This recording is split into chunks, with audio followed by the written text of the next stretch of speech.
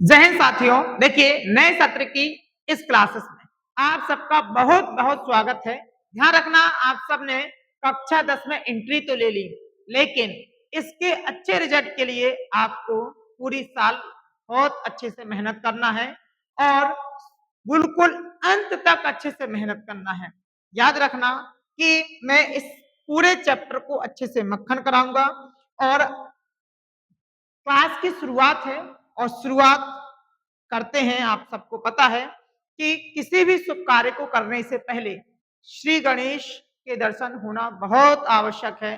पूरा काम, हर चीज, उसके जितने भी जो काम कर रहे हैं उसके शुभ संकेत होते हैं, ठीक है, मिलते हैं। तो इस बार इस क्लास को शुरू करने से पहले भगवान श्री गणेश के दर्शन और उनका आशीर्वाद लेंगे हम और आप, फिर मिलके अच्छे से क्लास को कवर करेंगे। तो जय हो गजानन, हमारे सभी विद्यार्थियों को ऐसा आशीर्वाद दीजिए कि इस बार 10th में वो इतने अच्छे से सफलता को हासिल करें कि उनका समाज और उनके टीचर्स और उनके माता पिता उनको उनसे बहुत ज्यादा गौरवान्वित हों। ठीक है, चलिए अब देखिए क्लास की शुरुआत करते हैं। पहला चैप्टर आपका वास्तविक संख्या है और इस चैप्टर में केवल हम जानेंगे कि जो चैप्टर है, चैप्टर की बेसिक जानकारी। और ये चैप्टर एक ऐसा चैप्टर है तो आपको पूरे चैप्टर में काम में आएगा, जितने आप अपनी कक्षा 10 की क्लासेस में अपने सिलेबस में पढ़ेंगे। तो इस चैप्टर की बेसिक जानकारी आप सबके लिए बहुत जरूरी है। तो आज आप सब केवल चैप्टर का बेसिक समझेंगे और कल से पूरी तरह से आप अभ्यास लगाएंगे और पूरी तरह से आप सब पढ़ते चलेंगे। ध्यान रखना, आप सब नोट्स अच्छे से तैयार करते चलना, पेन कॉपी अच्छे से लेके बैठना। ठीक है, चैप्टर जो है, चैप्टर का नाम है, पहले चैप्टर का नाम है वास्तविक संख्या। क्या नाम है बोलो? वास्तविक संख्या। तो आप सबको पता है कि वैसे देखिए, वैसे संख्याएं जो है, वैसे संख्याएं कितने प्रकार की होती हैं बोलो? 2 प्रकार की। याद रखना, संख्याएं कितने प्रकार की होती हैं? संख्याएं 2 प्रकार की होती हैं। एक तो होती है वास्तविक संख्या। कौन सी होती है बोलो? वास्तविक, यहाँ पे संख्या है, वास्तविक संख्याएं। और दूसरी होती है काल्पनिक संख्याएं। कौन सी होती है बोलो? काल्पनिक, यहाँ पे संख्या है। याद रखना, तो आपके सिलेबस में जो है, आपके सिलेबस में कौन है बोलो? वास्तविक संख्याएं। कौन है? वास्तविक संख्याएं। ठीक है, तो अपन लोग समझेंगे कि जो वास्तविक संख्याएं हैं वो कितने प्रकार की होती हैं, वास्तविक संख्याएं हैं क्या। तो वास्तविक संख्याओं को अपन लोग रियल नंबर बोलते हैं। क्या बोलेंगे बोलो? यहाँ पे रियल नंबर। ठीक है, चलिए देखिए, आप सबको पूरी ईमानदारी से समझना है कि जो वास्तविक संख्या है वो 2 प्रकार की होती है। कितने प्रकार की होती हैं? 2 प्रकार की। परिमेय, एक होती है कौन सी बोलो? यहाँ पे परिमेय। ठीक है, परिमेय संख्या। और एक होती है अपरिमेय संख्या। अपरिमेय, यहाँ पे संख्या। अब वास्तविक संख्या में दोनों संख्याएं आती हैं, परिमेय भी और अपरिमेय भी। ठीक है, याद रखना, आप सबको पता है परिमेय हम किसे कहते हैं और अपरिमेय हम किसे कहते हैं। कक्षा 9th में खूब इस चैप्टर को आप सबने धुआं धुआं किया था, खूब मक्खन तरीके से इस चैप्टर को पढ़ा था आप सबने। देखिए, इसमें वास्तविक संख्याओं में सब संख्या आ जाती है। ठीक है, फ्रैक्शन बोले तो भिन्न आ जाती है, पॉइंट वाली संख्या आ जाती है, दशमलव। ठीक है, और यहाँ पे 3 नेगेटिव नंबर, पॉजिटिव नंबर, 0। ठीक है, पाई। और यहाँ पे इसके बाद हम कह सकते हैं 3.33, यहाँ पे बार है, बार का मतलब बार बार। ठीक है, और यहाँ पे 3.30, 300, 3000। ठीक है, डट इस प्रकार से पूरी संख्या आ जाती है। तो ये जो पूरा जो संख्याओं का चार्ट है, ये सब वास्तविक संख्या है। और वास्तविक संख्याओं में आप सबको पता है कि कौन कौन से नंबर आ जाते बोलो? परिमेय और अपरिमेय। ठीक है, अब आप लोग यहाँ पे समझेंगे कि परिमेय संख्या क्या होती है। परिमेय संख्या आप सबने पढ़ा है कि ऐसी संख्याएं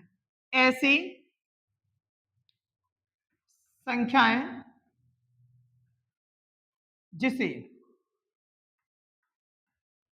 हम P/Q के रूप में लिख सकते हैं।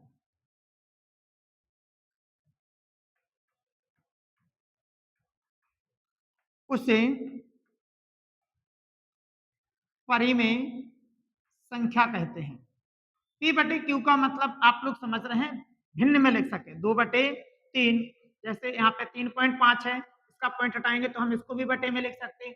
तो ये भी एक क्या है बोलो, परिमेय है। और आपने कक्षा 9th में आप लोगों ने सीखा था, जैसे कि यहाँ पे 3.3333, तो हम इसको कैसे लिख सकते बोलो, इसको हम लिख सकते 3 पॉइंट यहाँ पे 3 पर बार।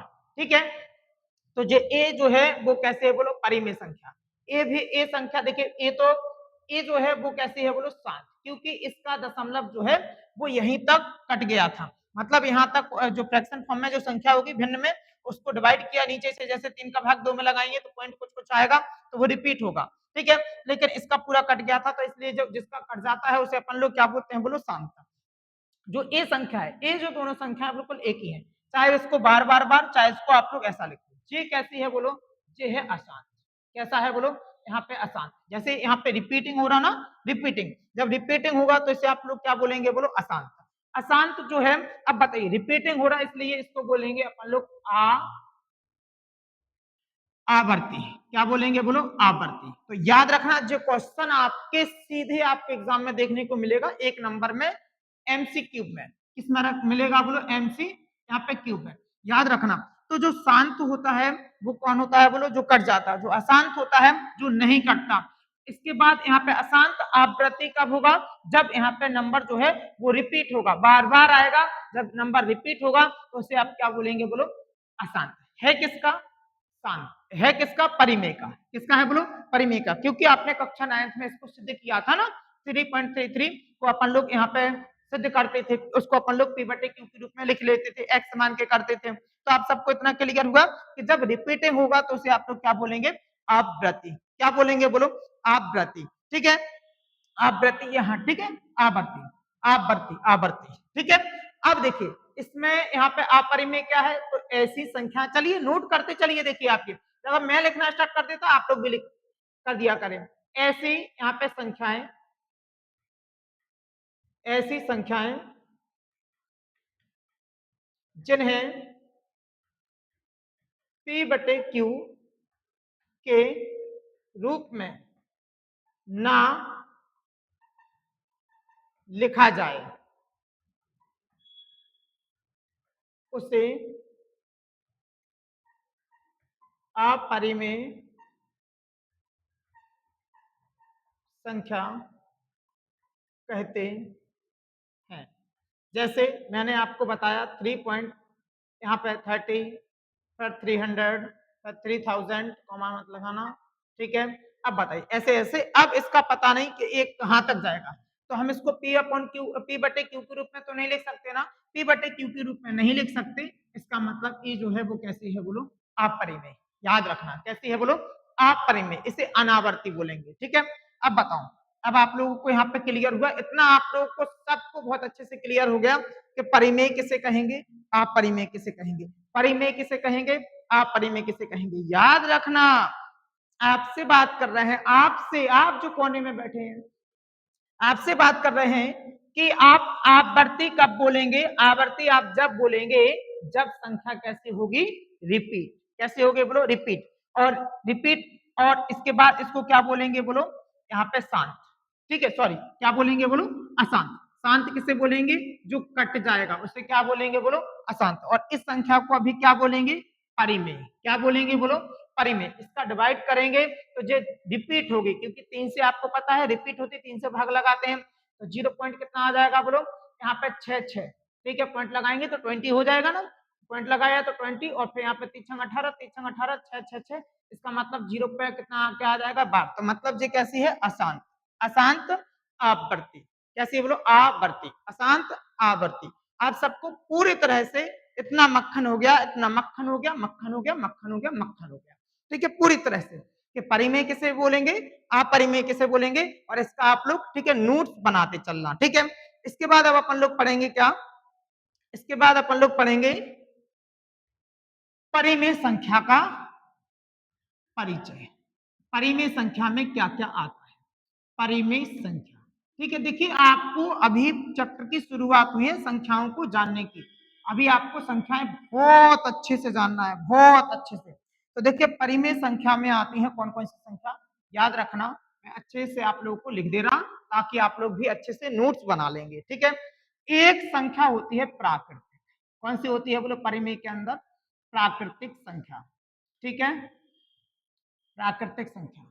एक होती है पूर्ण संख्या, कौन सी होती है बोलो, पूर्ण संख्या। देखिए मैं आपको लिख के पढ़ाऊंगा, देखिए हिंदी सोशल साइंस तो पढ़ा नहीं रहे कि पीपीटी लगाना पड़े, तो ऐसे में तो आप लोगों को सब कुछ समझ में आ जाएगा अच्छे से। इसके बाद यहाँ पे पूर्ण संख्या, पूर्ण के बाद यहाँ पे क्या हो जाएगा बोलो, पूर्णांक, पूर्णांक, पूर्णांक, यहाँ पे संख्या।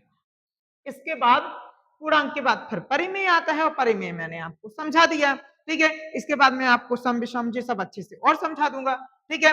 अब बताइए, इतना आप लोग समझ गए, पूरी तरह से अच्छे से मक्खन हो गया आप सबको इतना, ठीक है, कि परिमेय के अंदर कौन कौन आएगा, प्राकृतिक। प्राकृतिक संख्या क्या होती, तो प्राकृतिक संख्या ऐसी होती हैं जो एक से स्टार्ट होती, या हम कह सकते एक से स्टार्ट होती, या हम ऐसे कह सकते जिनको वस्तुएं गिनने में जिन संख्याओं को प्रयोग करते हैं उसे हम क्या बोलेंगे, प्राकृतिक संख्या। तो जो एक से स्टार्ट होती है उसे अपन लोग क्या बोलेंगे, अनंत तक, इन्फिनिट, ठीक है, अनंत तक। तो उसे अपन लोग क्या बोलेंगे, प्राकृतिक संख्या। बोलो क्या बोलेंगे, प्राकृतिक संख्या। मैं ये देख लूं रिकॉर्ड हो रहा कि नहीं, नहीं तो मेहनत जाएगी, ठीक है।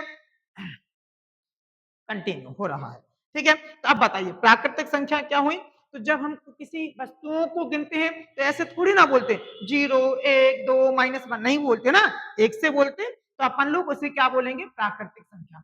पूर्ण संख्या क्या है, पूर्ण संख्या वो होती है जिसमें जीरो जो है इन्वॉल्व हो जाए, जीरो से, 0 1 2 3, मतलब यहाँ पे जीरो और प्राकृतिक संख्या, प्राकृतिक संख्याओं में जीरो सम्मिलित कर दिया जाए तो उसे आप लोग क्या बोलेंगे, उसे आप लोग क्या बोलेंगे, पूर्ण संख्याएं। बोलो क्या बोलेंगे, पूर्ण संख्या। इतना मक्खन हुआ ना, देखिए बोलते चलिए, सीखते चलिए। और पहली क्लास है, पहली क्लास का आनंद लीजिए और पहली क्लास को अच्छे से मक्खन कीजिए। अगर आप सबको एक क्लास मक्खन हो गई ना तो पूरा चैप्टर मक्खन हो जाएगा, और पूरा चैप्टर मक्खन हो गया तो अगला चैप्टर भी मक्खन हो जाएगा, और इसका बहुत ज्यादा यूज होता है, बहुत ज्यादा। तो आप सब पूरी मेहनत से समझिए और पूरी मेहनत से एग्जाम को अच्छे से फोड़ेंगे। इसके बाद यहाँ पे पूर्णांक संख्याएं, ठीक है। पूर्णांक संख्याएं क्या होती हैं, पूर्णांक संख्या वो होती है जिसमें बीच में होता है जीरो, मतलब जिसमें धनात्मक और ऋणात्मक संख्या आ जाती है, ठीक है। इस साइड कौन से होते हैं बोलो, यहाँ पे ऋणात्मक नंबर, ओहो, इस साइड होते हैं कौन से बोलो, ऋणात्मक नंबर, ऋणात्मक, ऋणात्मक यहाँ पे संख्या है। इस साइड कौन होगा, बीच में जीरो, बीच में जीरो होता है, इस साइड होंगी धनात्मक संख्या। तो बताइए जिसमें धनात्मक और यहाँ पे ऋणात्मक संख्याएं आ जाती हैं तो उसे अपन लोग क्या बोलेंगे बोलो, उसे अपन लोग बोलेंगे पूर्णांक।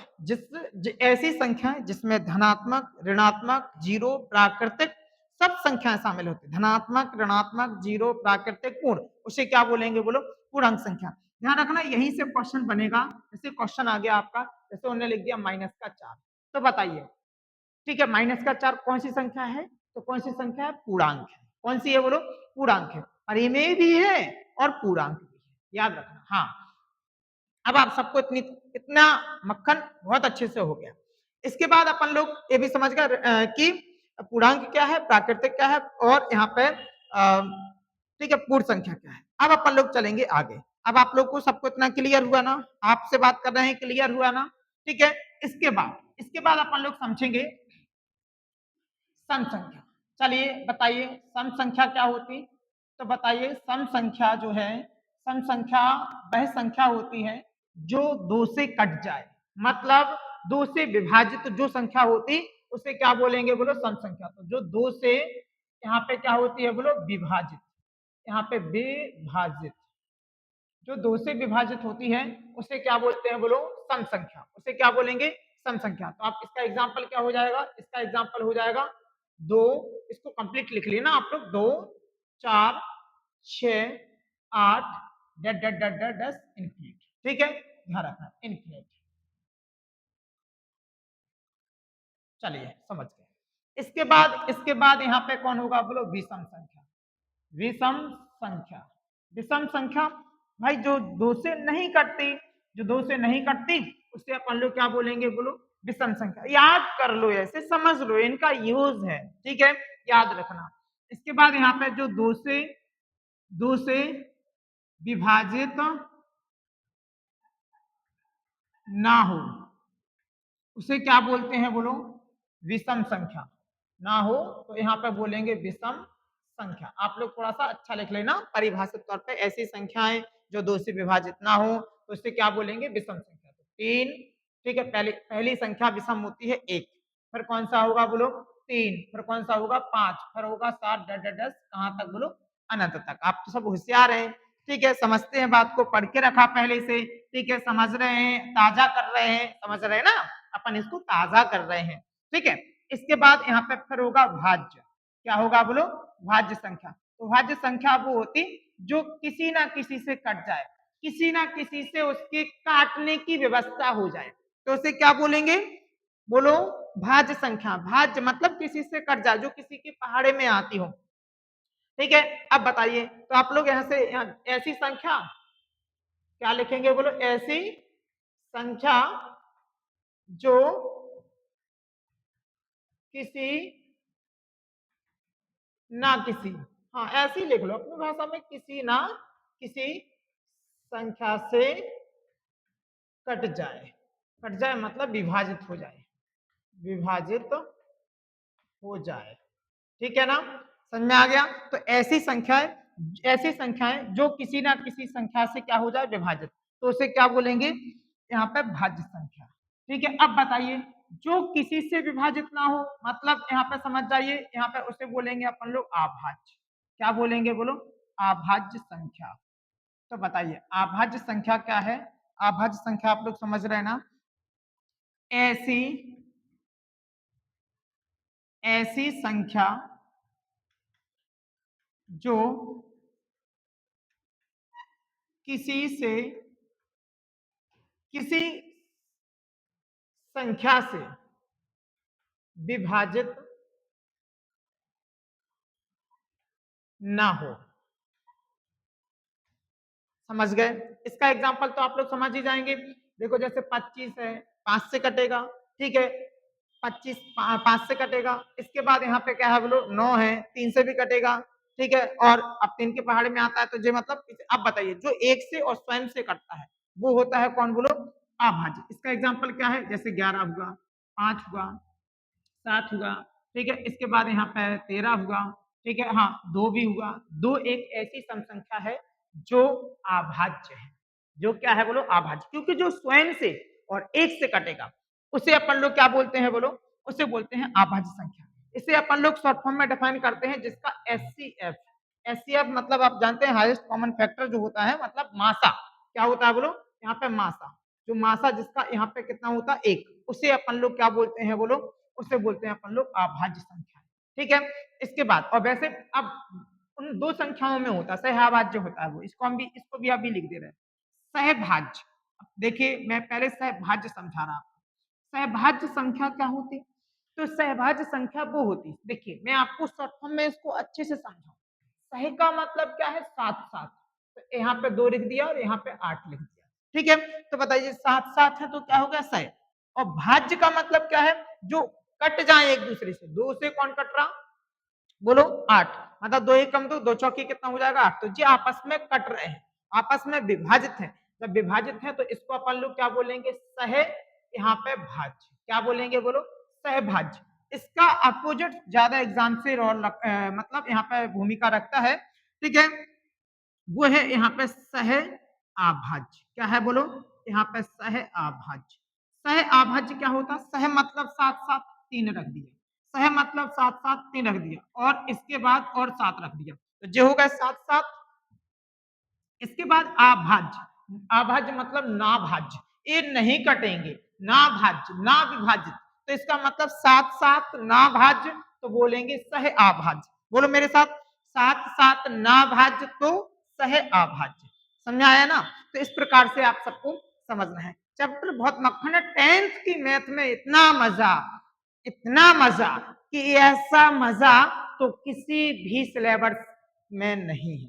समझ में आया ना, और इस मजा को लेना है तो मेरे साथ अंत तक जुड़े रहिए। अंत का मतलब इस वीडियो, इस क्लासेस की लास्ट तक नहीं कह रहा मैं कह रहा पूरे, जब आप सबका जिस दिन मैथ का पेपर होगा उस दिन भी मेरे से पढ़ के जाएंगे। समझ आया कि नहीं? ठीक है, अब बताइए, इतना आप सबको क्लियर हुआ? ठीक है, हाँ, और मैं पूरा इस बार मैंने ठान लिया कि मैं पूरा पूरा पूरा मैथ का और साइंस का सिलेबस कंप्लीट करूंगा पूरी तरह से, और साइंस का तो पूरा नोट्स जो बना के रखे हैं वो घर घर जाएंगे। समझ रहे ना?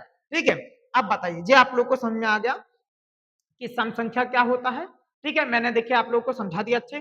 सम संख्या क्या होता, विषम संख्या क्या होता? तो जो दो से कट जाए वो सम, जो दो से ना कटे वो विषम, जो किसी और से कट जाए, किसी ना किसी से विभाजित हो जाए तो इसे आप लोग क्या बोलेंगे? भाज्य। और जो किसी से ही ना कटे, केवल स्वयं से ही कटे, तो इसे आप क्या बोलेंगे? इसे बोलेंगे आप लोग अभाज्य। और साथ साथ और कट रहे तो इसका मतलब सहभाज्य, और साथ साथ और नहीं कट रहे तो क्या बोलेंगे? सह आभाज्य। क्या बोलेंगे? सह आभाज्य। आपसे बात कर रहे हैं, आपसे आपसे, समझ रहे ना? हाँ, आप जो समझ रहे हैं, ठीक है, चश्मा लगा के बैठे हैं। चलिए, अब बताइए, अब आप सबको इतना क्लियर है, सह आभाज्य समझ गए? ठीक है, अब देखिए इसके बाद, अब इनको और कैसे डिफाइन कर सकते हैं? इनका जो उभयनिष्ठ गुणनखंड होता है, उभयनिष्ठ गुणनखंड का मतलब होता है एचसीएफ। ठीक है, यहाँ पे उभयनिष्ठ गुणनखंड, इनका उभयनिष्ठ गुणनखंड बोलो तो एचसीएफ जो है वो कितना होता बोलो? एक। तो एक होगा, एक होगा, एक होगा, तो मैंने तो पहले बता दिया कि एक दूसरे से नहीं कटेंगे तो वास्तव में एक होगा। एक का मतलब एक स्वयं से कटेंगे। ठीक है, तो अब आप लोग शायद अभाज्य अच्छे से समझ गए। ठीक है, अब देखिए इसका आपको एक जब मैं आप लोगों को देखो चैप्टर पढ़ाऊंगा तो मैं तो मक्खन कराऊंगा, लास्ट में बताना बहुत जरूरी है कि आपको जो एक यहाँ पे एलसीएम का फॉर्मूला याद रखना है, जो एलसीएम से रिलेटेड है, लासा मासा चैप्टर से है। ठीक है, कि यहाँ पे पहली संख्या, दो संख्या दी हो, पहली जैसे मान लो हमने कहा 4 का और यहाँ पे 8 का लासा बताओ, तो इसके लिए फॉर्मूला होता है पहली संख्या, ठीक है, और यहाँ पे दूसरी संख्या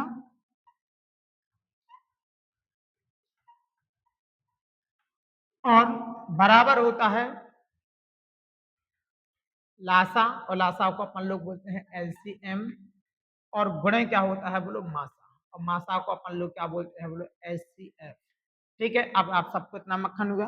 तो देखिए ये एक फॉर्मूला है, ठीक है, क्या है बोलो? ये एक फॉर्मूला है, और ये लासा मासा का बहुत ही ज्यादा महत्वपूर्ण फॉर्मूला है। इसमें से अगर इसका पूछ लिया कि 4 का और किसका बोलो? 4 का और 8 का क्या बताओ बोलो? लासा बताओ, तो इसमें से वो एक, ये पहली संख्या, ये दूसरी संख्या, इसमें से एचसीएफ आपको दे देंगे। मतलब इसमें से पहली, दूसरी, और मतलब 4 चीजें दी हुई हैं, तो 3 चीजें क्वेश्चन में होंगी, एक चीज आपसे कोई भी पूछेगा तो आप लोग इसको निकालना सीख लेंगे। मैंने जो फॉर्मूला अभी से आपको बता दिया। ठीक है, जिस दिन मैं आप सबको अभ्यास कराना स्टार्ट करूंगा, ठीक है, तो उस दिन से आप सब फॉर्मूले तो बिल्कुल अगर क्वेश्चन पे प्रैक्टिस करेंगे, करत करत अभ्यास जनमत हो सुजान, रस्सी आवत जात है सिल पर परत निशान। तो पूरे फॉर्मूले याद थोड़ी ना करना, जब अपन लोग क्वेश्चन पे अप्लाई करेंगे बार बार अपने आप फॉर्मूले याद हो जाते। 2 क्वेश्चन तो लगाइए मेरे साथ, कोई भी फॉर्मूला जो है 2 क्वेश्चन पे याद हो जाएगा। ठीक है, तब आप सब ये फॉर्मूले याद थोड़ी ना करेंगे, तो मैंने आप सबको बता दिया। अब अपन लोग मिलेंगे नेक्स्ट वीडियो में, नेक्स्ट क्लास में, और किसके साथ? अभ्यास के साथ। जो क्वेश्चन सीधे कहां पे देखने को मिलेंगे? एग्जाम में। और देखिए इस सिलेबस में, इस कंटेंट में जादू है, जादू। तो अपन लोग मिलेंगे सब एक नई क्लासेस में, और इस संख्याओं के संबंध में इतना ही है, और इतना आप सब अच्छे से पढ़ लीजिए, इसे क्या कहेंगे आप सबको पता चल गया। और सीधे के सीधे अपन लोग पढ़ेंगे, एक क्वेश्चन इस फॉर्मूले पे दें, और अगर कोई करे तो मुझे भाई भेज देना। किसी को नोट्स चाहिए तो 8081041520 पर कॉल कीजिए, और दूसरा नंबर एक और है 6307728401। ठीक है, तो इस पर 8081041520 पर कॉल कीजिए, और अपने व्हाट्सएप नंबर पे हर एक नोट्स प्राप्त कीजिए जो दूर के हैं, और जो कोचिंग में आ सकते तो कोचिंग में आके ले जाइए। ठीक है, चलते हैं, धन्यवाद। Thank you for watching my video, my class. ठीक है, समझ गए, चलिए।